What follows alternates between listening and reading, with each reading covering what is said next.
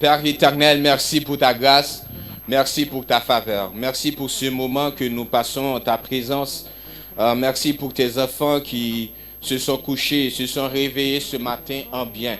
Nous ne sommes pas réveillés avec des membres qui ne fonctionnent pas, mais nous sommes réveillés tous nos membres fonctionnent, éternel Dieu Tout-Puissant, et nous t'en sommes reconnaissants.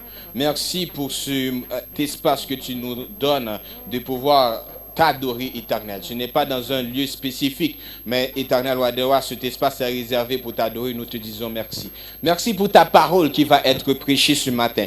Que cette parole puisse arroser nos cœurs, transformer nos vies et renouveler notre intelligence afin que nous comprenions quelle est ta volonté et que nous marchions selon ta volonté, Seigneur. Nous te disons merci et au nom de Jésus, nous prions. Amen. Je me rappelle le jour où j'ai vu mon épouse. Elle n'était pas encore mon épouse, elle ne savait pas qu'elle allait être mon épouse. Elle était dans mon projet sans le savoir. Elle faisait l'objet de mon projet, mais elle ne savait pas qu'elle était dans le projet. Vous me suivez? Donc j'ai bien planifié, j'ai fait une stratégie, j'ai fait une bonne stratégie pour pouvoir conquérir son cœur. Elle ne comprenait pas qu'est-ce qui se passait, mais avec le temps, elle a pu remarquer qu'elle était dans mon projet. Très souvent, nous sommes dans le projet de Dieu sans le savoir. Très souvent, nous sommes l'objet d'un projet sans le savoir. Et ce matin, nous allons voir qu'il y avait une femme aussi qui était dans le plan de l'Éternel, dans le projet de Dieu, sans savoir qu'elle faisait partie d'un projet, sans savoir qu'elle faisait partie d'un plan. Trop souvent, nous nous trouvons des fois indignes de servir Dieu ou même être dans la pensée de Dieu. Des fois, à cause de notre vie, à cause de différentes activités que nous menons, très souvent nous nous demandons, est-ce que je peux être dans la pensée de Dieu? Mais laissez-moi vous dire ce matin que nous sommes dans la pensée de Dieu. Nous sommes dans la pensée de Dieu, même quand des fois nous ne voyons pas une manifestation physique, mais on doit savoir que nous sommes dans le plan de Dieu. Et ce plan-là n'a pas débuté quand vous avez pris naissance. Ce plan a débuté avant la fondation du monde. Il avait déjà prévu ce moment. Il avait déjà prévu qu'on allait vivre dans cette époque, dans cet espace. Et il avait déjà envoyé Jésus mourir pour nous. Amen. En regardant nos conditions de vie, notre passé, notre histoire, nos manquements, nos dysfonctionnements, nos défaillances, nous pouvons être envahis de ce sentiment d'indignité ou d'incapacité d'accomplir de bonnes œuvres louables au bénéfice du royaume de Christ. Mais nous servons un Dieu qui nous connaît et malgré tout qui nous aime. Car vous savez que l'amour, pour aimer vraiment, il faut connaître la personne. Des fois, on peut être attiré, je vais prendre encore l'analogie de mon épouse et moi, on peut être attiré par le physique de la personne, mais on ne connaît pas encore sa personnalité. On ne connaît pas encore son caractère. Et des fois, on est attiré par le physique et en connaissant, en découvrant cette personne, nous voyons que les caractères ne sont pas compatibles. Et nous disons, on ne peut pas aimer quelqu'un comme ça. Mais Dieu, il nous connaît. Et il nous connaît mieux que nous-mêmes. Et malgré tout, il nous aime. Amen. Nous servons un Dieu qui nous connaît et malgré tout qui nous aime. Plusieurs d'entre nous ne savions pas que nous étions dans le plan de Dieu. Nous ne savions pas réellement qui nous sommes des fois. Et c'est pourquoi aussi nous nous abusons très souvent à vivre comme bon nous semble, à suivre toutes nos pensées et à accomplir tous nos désirs sans égard pour Dieu ni personne. Mais malgré tout, Dieu, lui, il nous aime et nous inclut dans son plan. Dans l'épître aux Romains, l'apôtre Paul va dire, Romains chapitre 5, versets 7 et 8, il va dire, à peine mourrait-on pour un juste, quelqu'un peut-être mourrait-il pour un homme de bien. Mais Dieu prouve son amour envers nous, en ce que lorsque nous étions encore des pécheurs, Christ est mort pour nous. Vous voyez, on ne connaissait pas encore Dieu. Mais même avant qu'on puisse découvrir ce Dieu-là, il nous avait déjà inclus dans son plan. Vous êtes avec moi? Nous allons voir maintenant la vie d'une femme. Une femme qui ne savait pas qu'elle faisait partie du plan de Dieu. vous allez voir avec moi dans Jean chapitre 4, c'est l'histoire de la femme samaritaine. Quand on dit une femme samaritaine, c'est-à-dire une femme qui vient de la Samarie. Samarie, c'est une région en Israël et on va voir l'histoire de cette région-là pour comprendre le contexte que nous parlons aujourd'hui. Jean chapitre 4, nous allons lire du verset 1er au verset 10. Jean chapitre 4, du verset 1er au verset 10, qui nous dit « Le Seigneur sut que les pharisiens avaient appris qu'il faisait et baptisait plus de disciples que Jean. Toutefois, Jésus ne baptisait pas lui-même, mais c'était ses disciples. Alors il quitta la Judée et retourna en Galilée. » La Judée et Galilée, la façon qu'ils sont disposés pour le chemin le plus court pour passer de Judée et aller en Galilée, il fallait passer par la Samarie. Samarie se situe entre ces deux territoires. Donc le chemin le plus court, la trajectoire la plus directe, c'est de passer par la Samarie. Mais cependant, il y avait plusieurs polémiques entre les Juifs et les gens de Samarie, entre les gens de Jérusalem et les gens de Samarie. On va voir cette polémique-là. Verset 4, comme il fallait qu'il passe par la Samarie, il arriva dans une ville de Samarie nommée Sychar, près du champ que Jacob avait donné à Joseph, son fils. Verset 6, là se trouvait le puits de Jacob. Jésus, fatigué du voyage, était assis au bord du puits. C'était environ la 6e heure. Une femme de Samarie vint puiser de l'eau. Jésus lui dit, donne-moi à boire, car ses disciples étaient allés à la ville pour acheter des vivres. La femme samaritaine lui dit, comment toi qui es juif, me demandes-tu à boire, à moi qui suis une femme samaritaine? Les Juifs, en effet, n'ont pas de relation avec les Samaritains. Jésus lui répondit, si tu connais le don de Dieu et qui est celui qui te dit « Donne-moi à boire », tu lui aurais toi-même demandé à boire et il t'aurait donné de l'eau vive ou de l'eau de la vie. Parole du Seigneur. Nous venons de lire dans Jean chapitre 4, versets 1 à 10. Et le thème de mon message ce matin, c'est « Le changement commence aujourd'hui ». Ça, c'est le thème de mon message ce matin. Le changement commence aujourd'hui. Cette femme de Samarie, que nous allons voir à travers la vie de cette femme de Samarie, comment Jésus allait amener le changement dans sa vie. Comment Jésus avait un plan pour cette femme. Et la femme voyait Jésus comme un parfait inconnu, mais elle était bien connue de Jésus.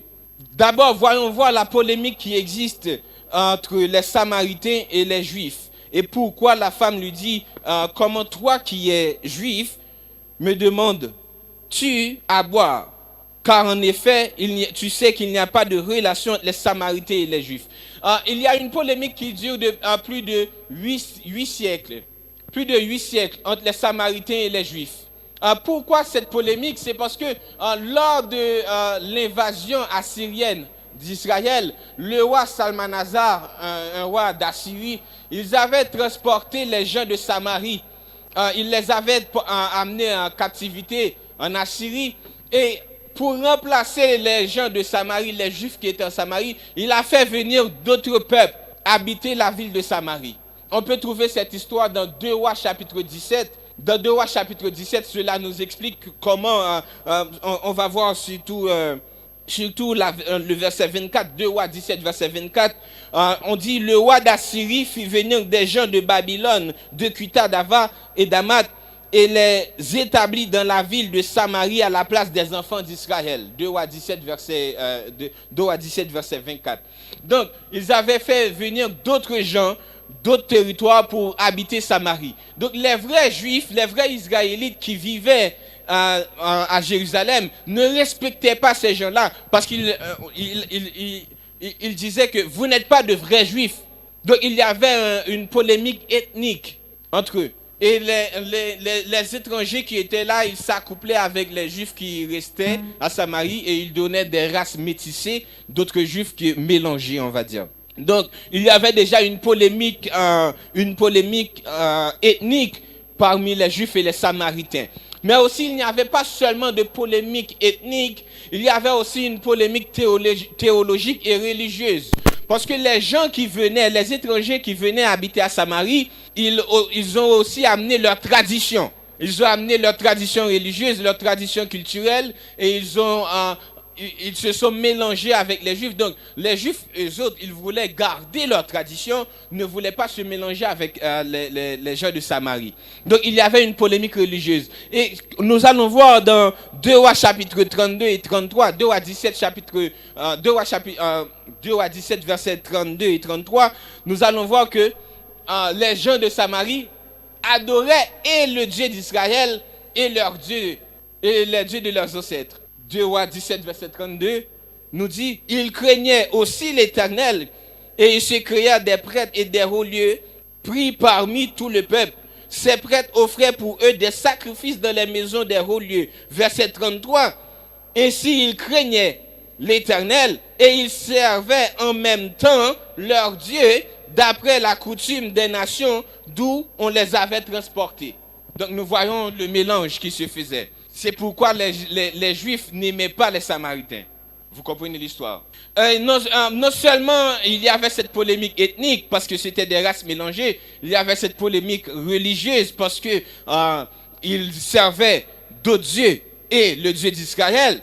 Mais aussi les Juifs ne voulaient pas traverser Samarie parce qu'ils disaient, vu qu'il y a un peuple qui n'est pas des Juifs authentiques, ils sont maudits, ces gens. Le territoire aussi est maudit. Donc, nous allons éviter Samarie. Souvent, les Juifs qui partaient de Judée pour aller en Galilée, ils faisaient un détour pour ne pas passer en Samarie. Donc, juste le fait que Jésus ait choisi de passer par Samarie, cela nous indique déjà quelque chose. Amen. Nous allons voir que malgré toutes ces discordes ou toutes ces dissensions qu'il y avait entre les Juifs et les Samaritains, il y avait quand même des points communs entre les deux ethnies. Il y avait des points communs. Car les Samaritains, ils croyaient en Dieu aussi. Bien qu'ils avaient d'autres dieux, mais ils croyaient quand même dans le Dieu d'Israël. Et ils se considéraient comme aussi des enfants de Jacob, des descendants de Jacob. Ils se considéraient aussi, ils considéraient Moïse comme leur prophète et aussi les écrits de Moïse comme des écrits ayant autorité. Le Pentateuque. Quand on parle du Pentateuque, on parle des 5 livres du commencement, Genèse, Exode, Lévitique, Nombre, Deutéronome. Ils considéraient ces livres-là aussi comme des écrits ayant autorité. Et aussi, ils attendaient un Messie, tout comme les Juifs attendaient un Messie. Donc, ils avaient quand même quelques traditions communes, bien qu'ils avaient aussi leur tradition particulière. Vous me suivez jusqu'à maintenant?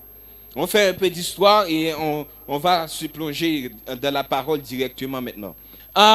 Donc, juste le fait que Jésus passe par Samarie, c'est-à-dire, cela doit nous montrer qu'il y a un changement qui se fait, parce que les Juifs ne considéraient pas les Samaritains. On voit que Jésus, arrivé à Samarie, il s'assit sur le puits de Jacob. On nous dit que c'était la 6e heure. Ici, 6e heure signifie qu'il était environ midi. Car la façon qu'on comptait les heures, selon la méthode romaine, quand on parlait d'une heure, la journée commençait à 6 heures du matin.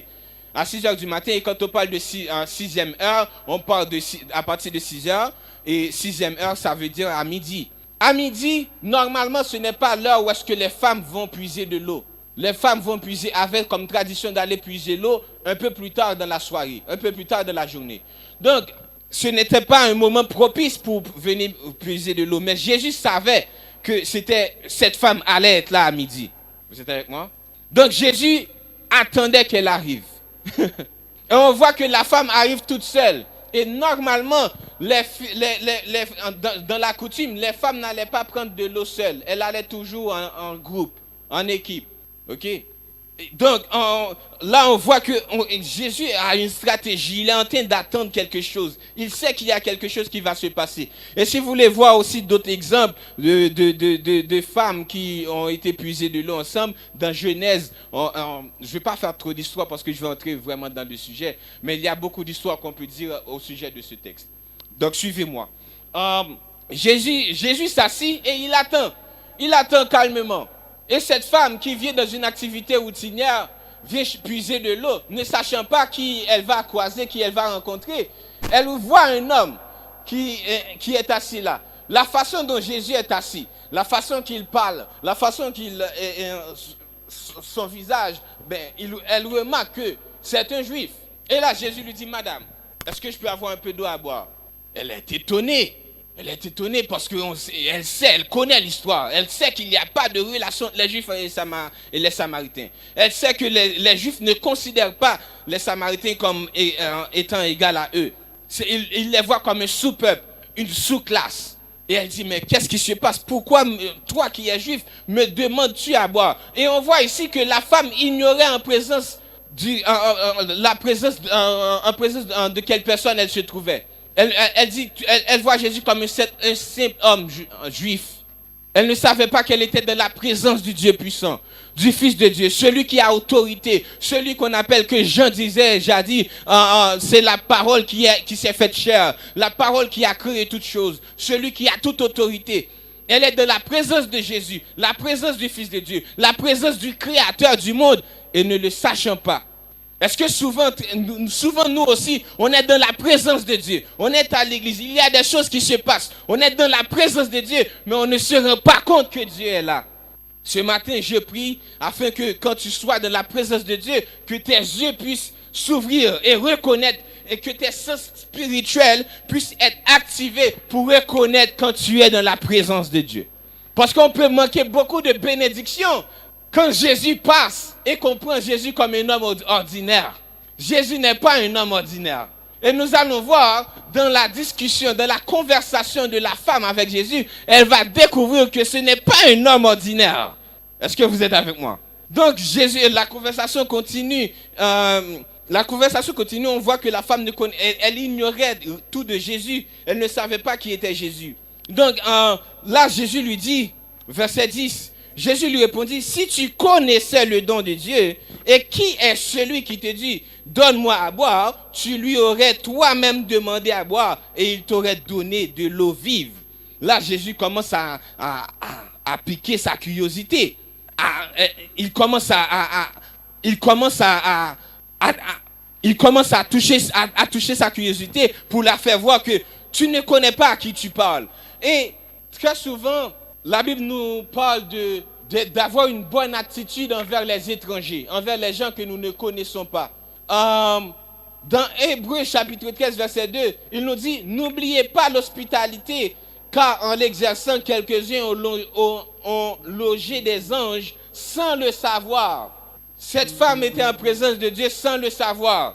Et aussi dans Genèse 24, il y a une femme qui a trouvé son mariage juste à cause qu'elle était hospitalière. Rebecca. Quand Abraham voulait choisir une femme pour son enfant, il a envoyé Eliezer aller chercher une femme. Et Eliezer a utilisé la même stratégie de Jésus.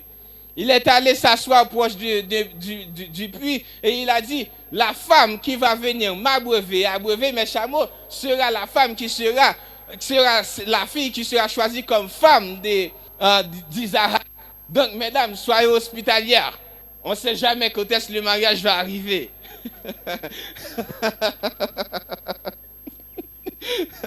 C'est biblique, Genèse 24, verset 11. Donc, cette femme était là. Retournons dans le contexte de Jésus.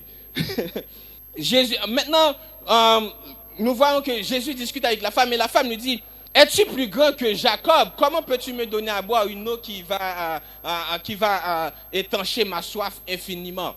Et Jésus l'explique que oui, je peux te donner cette eau. Maintenant, pour te la donner, va chercher ton mari. Et la femme lui dit, Seigneur, je n'ai pas de mari. Je n'ai pas de mari. Ceux qui ne connaissent pas l'histoire, Jésus l'explique. Regardez avec moi dans le verset 17. La femme dit, je n'ai point de mari. Jésus lui dit, tu as raison de dire, je n'ai point de mari. Verset 18, car tu as eu 5 maris, et celui-ci que tu as maintenant n'est pas ton mari. En cela tu dis vrai. Vous voyez la femme samaritaine, elle avait déjà 5. Elle a maintenant un 6e qui n'est pas son mari. Donc, une femme qui a une vie d'impudicité comme ça, comment peut-elle se trouver dans le plan de Dieu? Regardez, la femme n'a pas demandé à Jésus de venir la voir. La femme n'a pas prié Jésus. Mais malgré sa condition de vie, elle vivait dans l'immoralité, mais elle était dans le plan de Dieu. Vous voyez cela? Elle vivait dans l'immoralité. Elle ne savait pas, elle ne connaissait pas Jésus, mais elle était dans le plan de Dieu pareil. C'est le Dieu que nous servons. Le Dieu qui connaît notre passé, qui connaît notre histoire, mais qui nous utilise quand même, qui nous aime quand même. Ça, c'est la grâce de Dieu. Amen. Ça, c'est la grâce et l'amour, la manifestation de l'amour de Dieu. Et laissez-moi vous dire que ce matin, quelle que soit votre situation, votre condition, quelle que soit votre origine ethnique, quelle que soit votre condition sociale ou morale, quelle que soit votre condition spirituelle, Dieu est capable de quand même t'utiliser. Tu es quand même dans le plan de Dieu et Dieu est capable quand même de travailler en toi et de travailler avec toi. Amen. C'est le Dieu que nous servons. Et quand Jésus révéla la vie de la femme, elle remarque que ce n'est pas un homme ordinaire. Regarde qu'est-ce qu'elle dit. Verset 19. Seigneur, lui dit la femme, je vois que tu es un prophète. Parce que tu ne peux pas connaître toutes ces choses de ma vie. Premièrement, tu n'es pas samaritain, tu es juif. Tu es un étranger. Et je viens ici seul parce que je ne veux pas que les gens connaissent mon histoire. Et toi, comme malgré tout, tu me dévoiles ce que j'essaie de cacher. Vous voyez? On ne peut pas se cacher devant Dieu. Amen. On ne peut pas cacher notre vie. Et c'est la meilleure des choses à faire, de venir devant Dieu comme tel que nous sommes. Tel que nous sommes. C'est lui qui a la capacité de pardonner. Amen. Amen, amen, amen. J'aime vraiment ce texte. Je lisais le texte et j'ai été vraiment béni. Et là, regardons, la femme commence à découvrir Jésus. Verset 19, elle dit, je vois que tu es prophète. Et tout d'un coup, elle change. Maintenant, ses préoccupations changent. Elle n'est plus intéressée à l'eau. Elle n'est plus intéressée à voir que elle voit maintenant que Jésus est un prophète. Elle amène maintenant ses problèmes, ses vrais problèmes. Le vrai problème de la femme, ce n'était pas un problème d'adultère. C'était un problème spirituel. Vous êtes avec moi? C'était un problème spirituel. Parce que là, maintenant, elle dit, nos pères ont adoré sur cette montagne. Elle n'a pas parlé de ça, de son problème, du problème que Jésus a soulevé. Le problème de pédicité, d'adultère. Là, elle parle maintenant, ok, nos pères ont adoré sur cette montagne, mais vous dites que vous devez adorer à Jérusalem. Regarde qu'est-ce que Jésus dit. Femme, lui dit Jésus, crois-moi, l'heure vient où ce ne sera ni sur cette montagne, ni à Jérusalem que vous adorez le Père. Vous adorez ce que vous ne connaissez pas. Nous adorons ce que nous connaissons, car le salut vient des Juifs. La femme avait un problème spirituel. Vu qu'elle n'adorait pas vraiment le vrai Dieu, donc c'est normal que sa vie pouvait représenter, il pouvait avoir des dysfonctionnements dans sa vie qui ne pouvaient pas, des problèmes irrésolus, car elle ne servait pas le vrai Dieu. Le vrai problème, ce n'était pas son problème d'adultère. Son vrai problème, c'était un problème spirituel. Elle ne connaissait pas son Dieu. Ce matin, est-ce que tu connais ton Dieu? C'est une question que tu répondras toi-même. Connais-tu ton Dieu? Parce que la façon que tu adores ton Dieu me dit si tu connais ton Dieu. La façon que tu sers ton Dieu me dit si tu connais ton Dieu. Car quand on connaît son Dieu, on se met à part pour son Dieu. On se sanctifie pour son Dieu. Car nous servons un Dieu qui est saint. Amen. Elle ne connaissait pas ce Dieu saint. C'est pourquoi elle pouvait se permettre de vivre comme ça. Et maintenant, elle est en train de découvrir Jésus, de découvrir ce Dieu-là. Et nous allons voir que en s'approchant de Jésus, en découvrant Jésus, la femme aussi se découvre. Amen. La femme se découvre. En découvrant Jésus, elle se découvre. Et c'est ce que Dieu fait avec nous. En nous approchant de Dieu, nous découvrons qui est Dieu. Et Dieu se révèle à nous aussi. Et plus nous nous approchons de Dieu, plus il s'approche de nous. Et plus nous nous découvrons nous-mêmes. Car notre vraie identité est cachée en Jésus. Si tu ne connais pas Jésus, il y a une partie de ton identité que tu ne connaîtras jamais. C'est pourquoi il est bon de connaître Jésus. Amen. Il est vraiment beau d'avoir une intimité avec Jésus. Et c'est de cette intimité-là qu'il nous parle, qu'il nous révèle qui il est. La façon que Jésus va se révéler à toi, ce n'est pas forcément la même manière qu'il va se révéler à notre frère. Le saviez-vous? Dieu a une manière de se révéler à ses enfants, dans notre intimité avec lui. J'avance vite. Maintenant, regardons, la conversation continue. Il dit, Jésus dit, vous ne savez pas qui vous adorez. Nous, le salut vient des Juifs. Jésus ajoute pour lui dire, l'heure vient et elle est déjà venue, où les vrais adorateurs adorent le Père en esprit et en vérité. Car ce sont là les vrais adorateurs que le Père demande. Dieu est esprit et il faut que ceux qui l'adorent en esprit et en vérité. Jésus est en train d'enseigner, d'éduquer la femme. Et il lui dit, ce n'est pas sur une place qu'on doit adorer Dieu. Ce n'est pas une place Dieu ne réside pas dans une place particulière. On peut adorer Dieu partout. Cependant, il y a des places qui sont consacrées, comme ce temple, cet espace est consacré pour l'adoration. Mais ce n'est pas seulement ici qu'on peut adorer Dieu. Amen. Vous comprenez cela? Je peux avancer? Ok. Donc nous voyons que maintenant, la femme, en découvrant Jésus, que Jésus est une prophète, elle lui fait part de ses préoccupations. Maintenant, Jésus l'instruit. Regarde qu'est-ce que dit la femme, verset 25. La femme lui dit, elle n'est pas complètement ignorante. À l'enseignement de Jésus, elle remarque quelque chose et elle dit, je sais que le Messie doit venir, celui qu'on appelle Christ. Quand il sera venu, il nous annoncera toutes choses. Parce que Jésus voit maintenant qu'il y a un intérêt. La femme avait des informations sur Jésus, mais elle ne connaissait pas Jésus. Vous voyez la différence? Elle avait des informations sur le Messie qui va enseigner toutes choses, mais elle ne savait pas qu'elle était de la présence du Messie. Parce qu'elle n'avait pas de relation avec le Messie. Mais elle avait des informations. Tout comme nous, tout comme beaucoup de personnes. Il y a beaucoup de gens qui ont une connaissance populaire de Jésus. Ils ont entendu parler de Jésus, mais ne connaissent pas Jésus. Laissez-moi je vais casser ça d'une manière très simple. Combien de gens qui connaissent Obama ici? Levez votre main. Vous connaissez Obama? Ok. Mais est-ce que vous connaissez Obama? Hein? On le voit, on entend parler d'Obama. On le voit à la télé. Mais on ne peut pas, on n'a pas de relation avec Obama. On n'envoie pas de WhatsApp à Obama. Ce n'est pas notre ami. Cette femme avait une connaissance intellectuelle, mais elle n'avait pas d'intimité avec Jésus. Mais là, en parlant, en discutant, elle comprend que la façon que tu parles comme ce que j'ai entendu parler du Messie. Et là, regarde ce que Jésus va lui dire. Verset 26.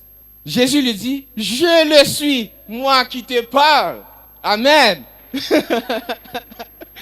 J'avais entendu parler de toi, Seigneur. Mais oui, je suis ce Dieu que tu as entendu parler. Tu es en ma présence maintenant. Donc, elle n'était pas complètement ignorante. Amen. Elle n'était pas complètement ignorante. Et nous allons voir, à partir de là, la vie de cette femme a été transformée. Cette femme qui se cachait pour les gens.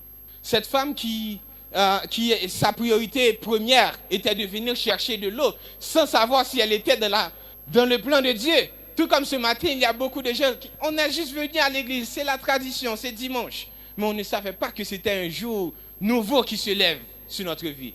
Amen. On ne savait pas qu'on allait entendre cette parole comme ça ce matin. Mais Dieu avait déjà prévu ça. Amen. Et quand Jésus se révèle à elle, nous allons voir. Ses préoccupations ont été changées, sa perception aussi a changé. En premier lieu, quand Jésus parlait au niveau, elle voit Jésus comme un parfait inconnu. Au fil de la conversation, elle voit Jésus comme sa perception change. Elle voit maintenant c'est un prophète. Maintenant, elle a une pleine révélation de Jésus qui est le Messie que le monde attendait. Et face à cette révélation, regardons l'attitude de la femme. Écoutez, on ne peut pas rencontrer Jésus et rester de la même manière. C'est impossible. C'est impossible de connaître Jésus, d'avoir une relation avec Jésus et que cela ne se manifeste pas dans les sphères de notre vie.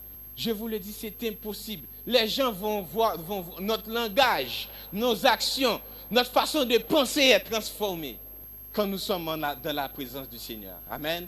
Et voyons voir, verset 28. Alors la femme, ayant laissé sa cruche, s'en alla dans la ville et dit aux gens, venez voir un homme qui m'a dit tout ce que j'ai fait. Ne serait-ce point le Christ, le roi de Dieu? La femme laissant sa cruche, ça nous donne un indice ici. Elle est venue avec sa cruche chercher de l'eau. Maintenant, elle laisse sa cruche pour aller annoncer aux autres. J'ai trouvé le Messie, l'homme dont tout le monde parle.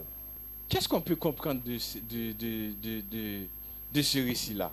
Quand tu trouves Jésus, qu'est-ce que tu laisses? Est-ce que tu as trouvé quelque chose de plus grand en Jésus qui te demande de laisser quelque chose qui était primordial pour toi? Laissez-moi te dire. Si tu rencontres Dieu et que tes priorités ne changent pas, c'est que tu n'as pas encore connu Dieu dans la dimension que tu dois le connaître. Si tu rencontres Dieu et qu'il n'y a rien qui est transformé dans ta vie, continue à chercher. Ce n'est pas le Dieu, ce n'est pas le vrai Dieu, comme cette femme. Ce n'est pas le vrai Dieu que tu adores. Car le Dieu que je sers, le Dieu qu'on appelle Jéhovah Shalom, le Dieu qu'on appelle créateur de l'univers, celui qui parle et la chose arrive, ce Dieu-là, quand on le rencontre, il nous transforme. Il transforme notre vie. Il nous régénère. Il nous transforme de l'intérieur. Et les gens voient ce changement dans notre vie. Ce matin, qu'est-ce que tu dois laisser? Que dois-tu laisser pour nourrir cette relation avec Jésus? Que dois-tu abandonner pour nourrir cette relation avec Jésus? Peut-être tu te dis, je ne suis pas dans le plan de Dieu. Mais ce matin, je suis venu te dire, oui, tu es dans le plan de Dieu. Tu es dans le plan de Dieu. Et c'est en s'approchant de Dieu que nous allons réellement reconnaître son plan. Jésus n'a pas demandé à la femme d'aller dire aux gens qu'il est le Messie. Mais par sa relation avec Jésus, elle a jugé bon que les autres doivent aussi connaître ce Jésus. Est-ce que ta vie témoigne aux autres qui est Jésus? Est-ce qu'à l'école, les gens te voient et disent, il y a quelque chose de différent en toi. Tu n'es pas comme les autres. Mais ce quelque chose de différent, c'est l'Esprit de Dieu en nous. Amen. Qui nous transforme à l'image de Jésus. Est-ce qu'au boulot, les gens te regardent et ils te voient de la même manière? Et voyons voir pourquoi cette femme était dans le plan de Dieu. Elle a été évangéliser la ville et toute la ville est venue à Jésus à cause d'elle. Donc cette femme, oh my God, cette femme était une évangéliste. Elle avait ce don d'attirer les gens vers elle. C'est pourquoi on comprend pourquoi les hommes étaient attirés à cette femme. Les hommes étaient attirés à cette femme parce qu'elle avait ce don-là de Dieu, d'attirer les gens à elle. En anglais, on appelle ces gens-là des gatekeepers. C'est des gardiens c'est des gardiens des gardiens, par exemple, d'une ville ou d'une famille. Ce sont des gens qui ont une capacité d'influence extrême. Ce sont des leaders, des chefs de file. Elle a une capacité d'influence. C'est pourquoi les gens étaient attirés à elle. C'est pourquoi elle pouvait attirer autant d'hommes dans sa vie. Mais vu qu'elle ne connaissait pas son Dieu, elle utilisait cette capacité à mauvais escient. Vous voyez? Elle est un instrument, mais elle était mal utilisée. Et juste dans la présence de Jésus, Jésus a fait un ajustement dans sa vie. Et maintenant, nous voyons utiliser ce don à la gloire de Dieu. Amen. C'est ce que j'aime avec Dieu. Et cette femme a été dans la ville. Toute une ville a connu Jésus à cause d'elle. Demandez aujourd'hui, si je te demande aujourd'hui, est-ce que tu sais quelle bénédiction que les gens, même pas toi, c'est sûr que tu vas jouir de la bénédiction de Dieu. Est-ce que tu sais quelle bénédiction que les gens vont jouir de toi juste à cause que tu as une relation avec Jésus? On ne peut même pas imaginer qu'est-ce que Dieu peut faire à travers nous. Et pour finir, quand on analyse vraiment le texte, on voit que la femme n'était pas vraiment la priorité de Jésus. Jésus voulait toucher les gens de la ville de Sychar. Mais au lieu d'aller avec ses disciples, de prêcher à chaque personne de la ville, il y a quelqu'un qui a le don déjà dans cette ville-là et qui est mal utilisé, que son don est utilisé pour le royaume des ténèbres.